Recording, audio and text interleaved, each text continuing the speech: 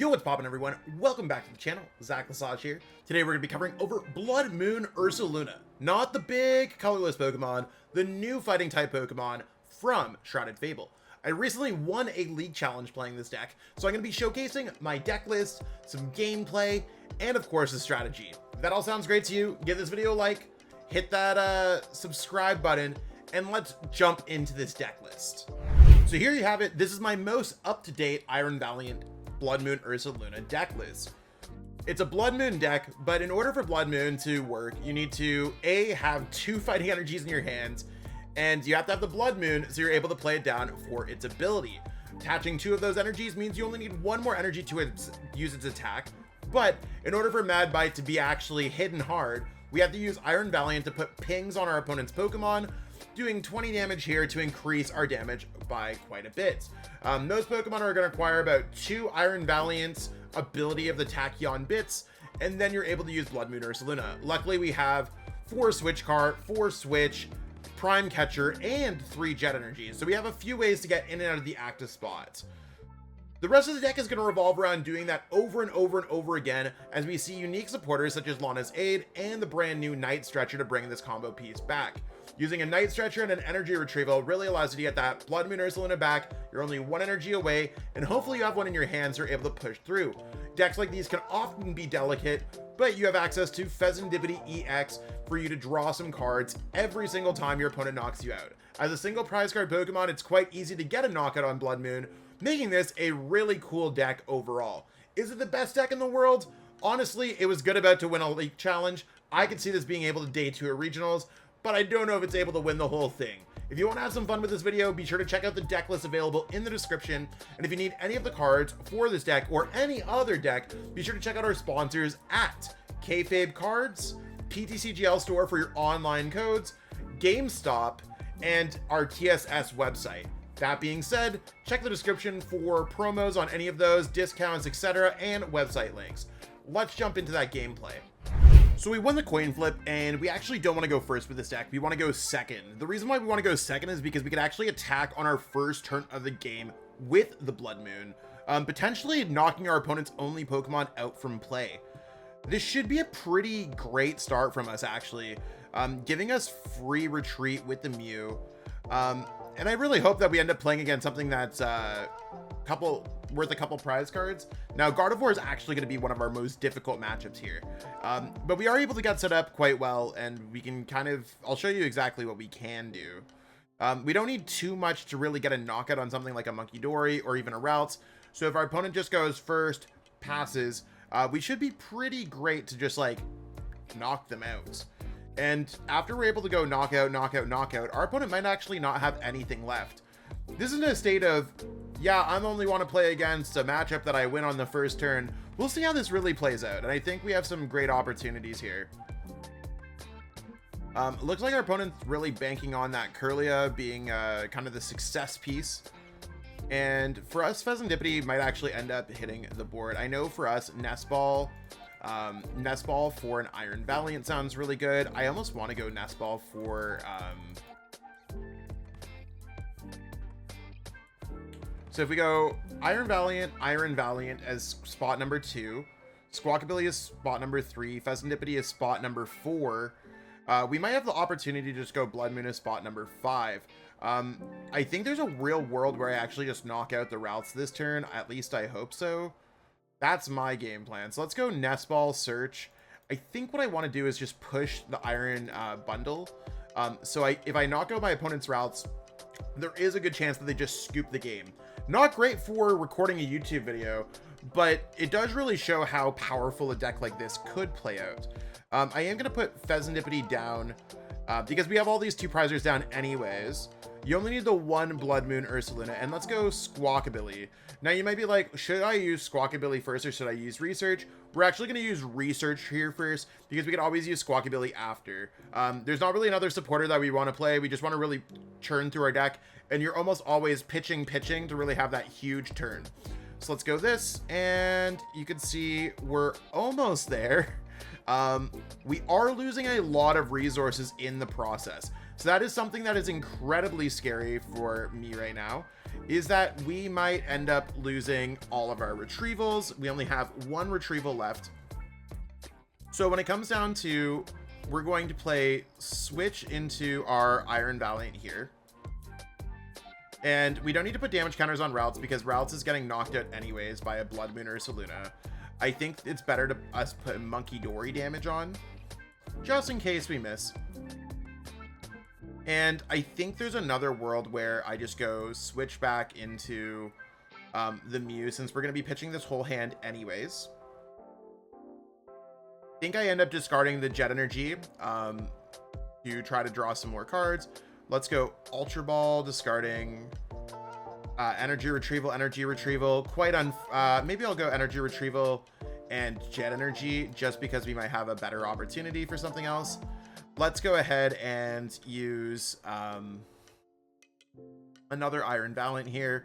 Maybe we could have done that a little bit differently to get the other Iron Valiant damage down.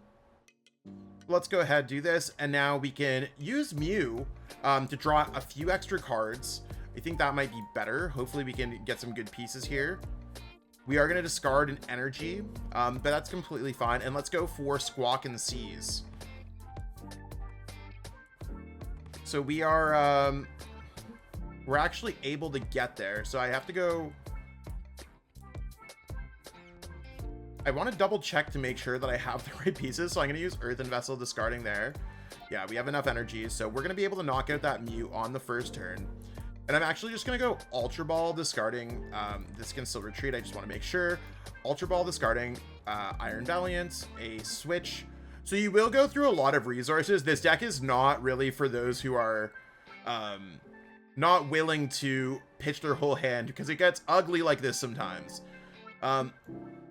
They either knock out our Bloodmoon Ursaluna or not. And that's when we can go Mew, Pheasantipity, and we just kind of repeat this one Ursaluna.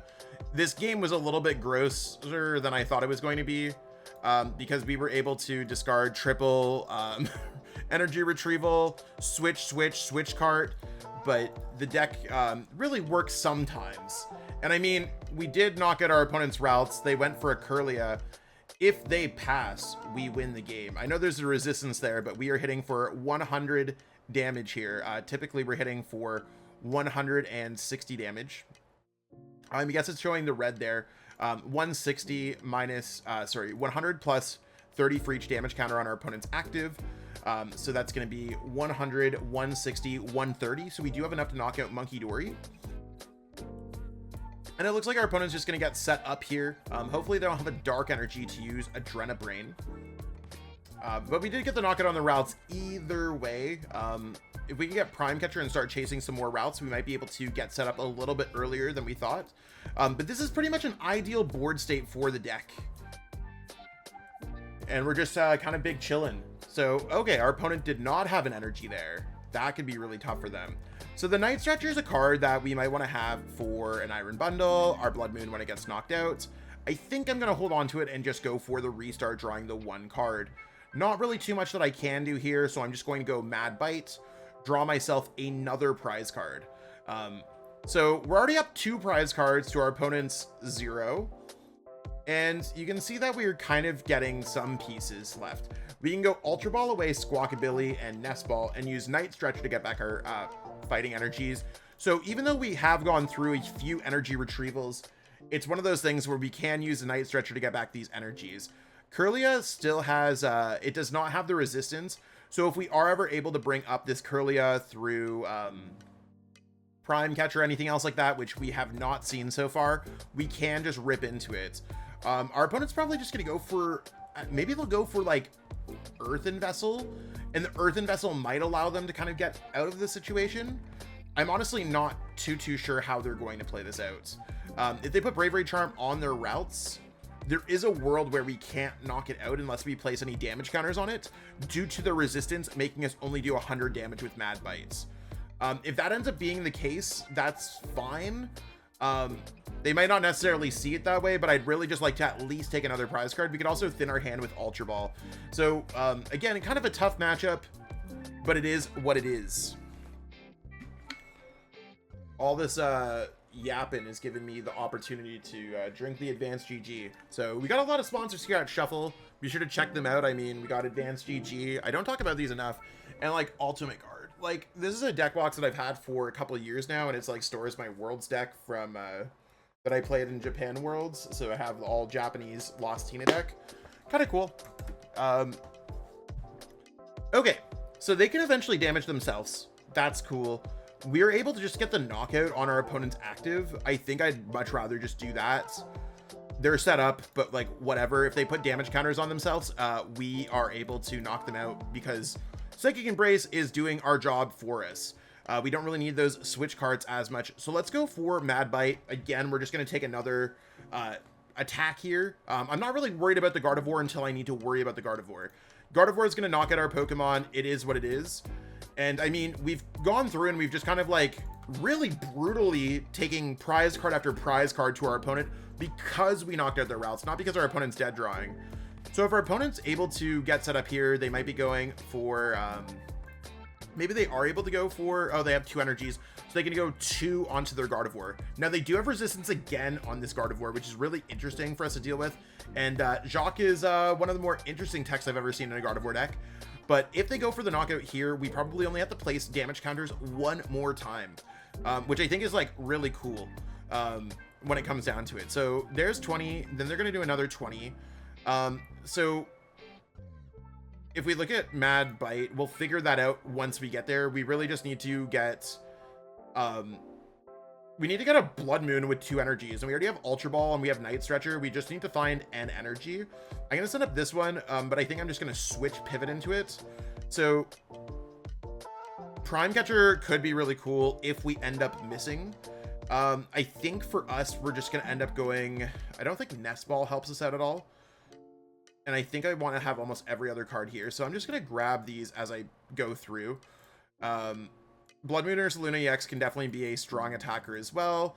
We need to get an energy retrieval or a Night Stretcher or an Earthen Vessel or an energy. Like you can see, like we have 1, 2, 3, 4, 5, 6, 7, 8 cards that we have in the deck out of 20. And we just really need to draw into one of them. And are we able to go this? No, we're not able to get any extra cards. You want to make sure you have the 2 energies at once because the Battle Harden is just like instantly when you play it down. So before we do anything else, I want to just go for Pheasantipity, hoping that we get into one of those other pieces. And we unfortunately did not get into another piece, which is going to make things incredibly difficult for us. We could go Valiant, knocking out this route with Squawkabilly. I think we actually have double Valiant in there. We need another Night Stretcher. Is there a world where we could actually get that? I think what we have to do here, we can't, if we go Nest, like we don't have enough energies where this actually works out. So I'm just trying to figure out how we could maybe draw an extra card with Mew, because we are like incredibly close. If I go Future Booster Energy Capsule, I can go Ping Ping,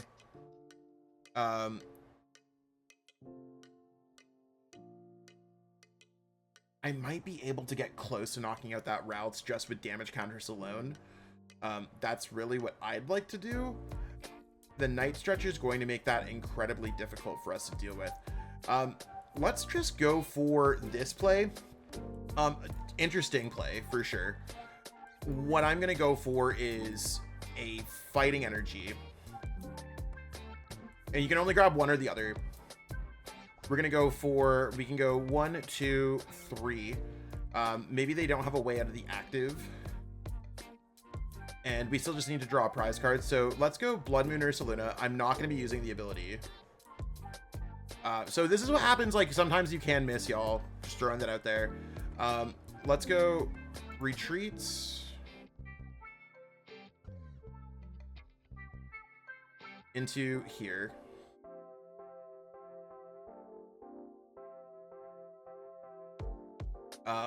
Let's go switch into, maybe we just go switch into Squawkabilly. Yeah, I think we already retreated. We switched. We can't do it again. Let's use Squawkabilly. Let's go boss. Let's go fighting energy so we can get some more damage counters on this routes. And I'm going to try to get an extra card with restart. I don't really hate it. The jet energy, not going to be too bad.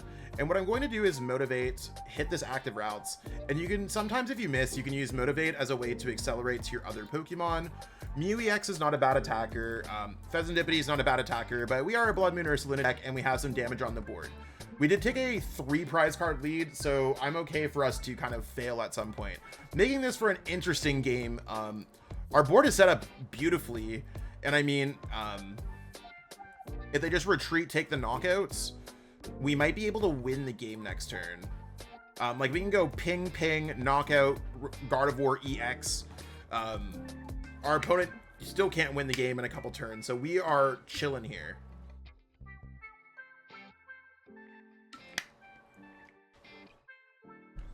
But this is, you want to what, like, sometimes I film these videos and it takes me like 4 hours, y'all.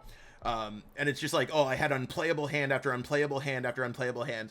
This is actually like a pretty great hand across the board. Okay, so they're just going to knock out the Bloodmoon. That's fine. If we're able to get set up again, like it's only worth 1 prize card. Like this for us, like we missed whatever. We're literally just looking for maybe an earthen vessel, or we're looking for, I guess not an earthen vessel because we have the Squawkabilly, but we're looking for a way to get 2 energies on a Bloodmoon Ursaluna. That's completely fine for us. So I'm going to send up the Radiant, not the Radiant, the Iron Valiants, because this allows us to kind of pivots. Research is almost there. I think before I do anything, I'd want to, I think I have to Pheasantipity here, because if we just get any of the pieces, we're big chillin'. Okay, sick. So how much damage are we doing? We're doing 200. Like we do 100 plus 30 for each damage counter. So 1, 2, 3, 4. We're doing 100 plus 4 damage counters equals 30 plus more for each damage counter. So 30, 60, 90, 100. We're hitting 220. 220 minus 30, 190, 230. I think what we're going to have to do here is we're going to have to retreat.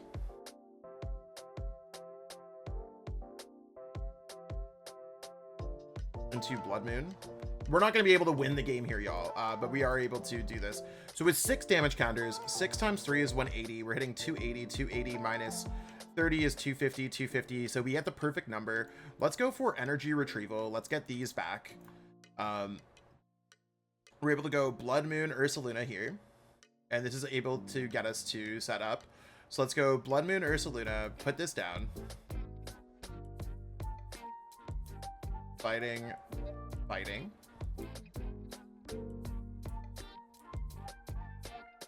I'm going to switch cards into, have I already used this ability? Yes, I have not used this ability. So let's try to get some extra damage on our opponent's Pokemon. Let's try to hit this routes up because there is a chance that we just knock out the routes to win the game. And I'm not going to go for the Professor's Research. What I'm going to actually do is just go for the Bloodmoon Ursaluna. And if my math is right, we should be doing 250 damage to knock out this Gardevoir after the resistance. So this should be pretty chillin' for us. 310. We're down to 1 prize card left, y'all. And our opponent can't knock out both Mew and Pheasantipity. So our whole plan is, can we... I want to go Prime Catcher, and I want to knock this out with a Squawkabilly if they knock out our active with another Gardevoir EX. Because they're going to have the extra 40 HP. So as long as they don't change that, we should have game in hand here, even if they knock out our active. Now, we could get unfair stamped. We could get... There's a lot of things that could happen to us. But so far, this is just how this deck is able to regenerate over and over and over and showcase what exactly this deck can do. So far, we know that we can't get Iono'd. We're really just waiting to see if we're getting unfair stamped. And our opponent might be forced to just go, we have to go Gardevoir. We have to at least get something. Because if we don't knock out Bloodmoon Ursaluna, we just lose the game. Fingers crossed, because I'm pretty sure we have it here, y'all. There's a Drifloon. We only have one prize card left. So them being able to do some damage counters to their Pokemon can be beneficial. I'm not really worried about Mimikyu because we are not a... we're a Pokemon that is not a Roblox Pokemon. And just like so we can kind of go through, I'm not going to be able to go through every single matchup here. I might actually cover a class on the Bloodmoon. Oh, our opponent just missed? That's crazy. But let's go through the play where we could go here, just in case they did get the knockout. I am just able to go Prime Catcher, bring up the Curlia. So whatever happened, we could go here. We could put the 2 damage counters on our opponent's active.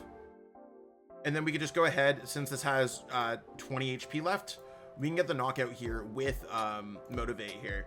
So that incredible use of different attacks. And I mean, sure, it's not always going to attack with Squawkabilly. We had the game there, but just in case our opponent did get the knockout, really showcasing how cool this deck can be. I want to league challenge with it. Maybe you can too.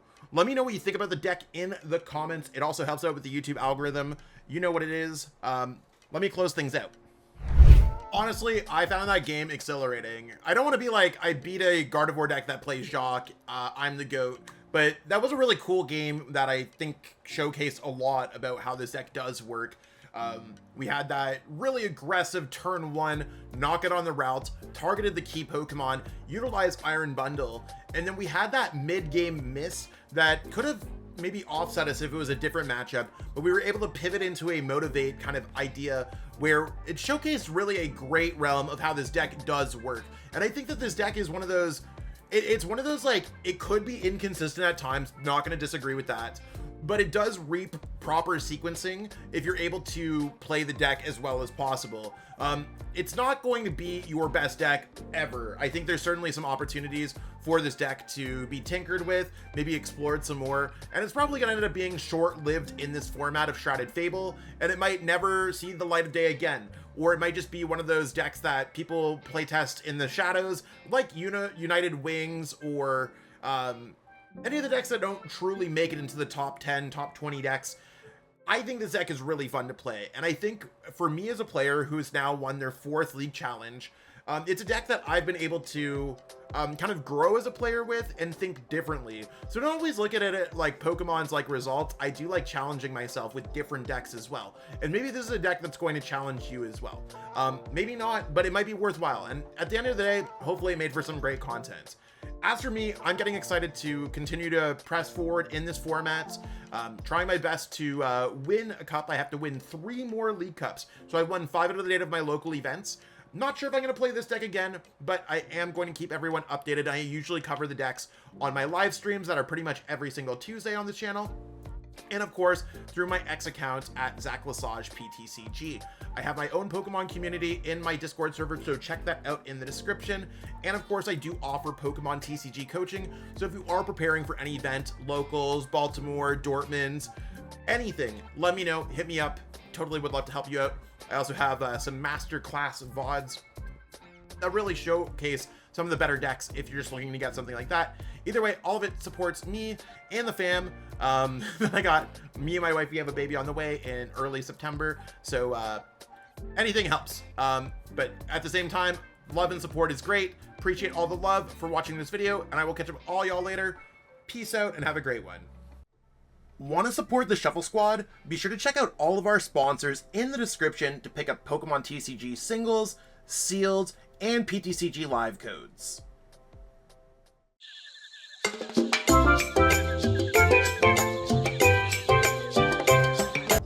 You made it to the end. Thank you so much for watching this entire video from the Shuffle Squad.